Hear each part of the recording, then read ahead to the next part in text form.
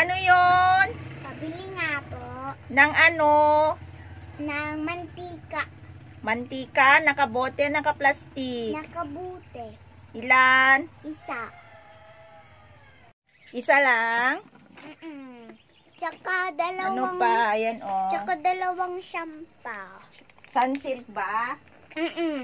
Yung palagi kong binibili. Ano pa? Wala na. Wait lang, i-compute ko lang. Tapos, 51 lahat po. binigay ko na. Wala ka pang binibigay? Binigay ko na kaya. Wala pa nga eh. Binigay ko yung 100. Wala pa ngang inaabot eh. Sabi nang binigay ko na, tita.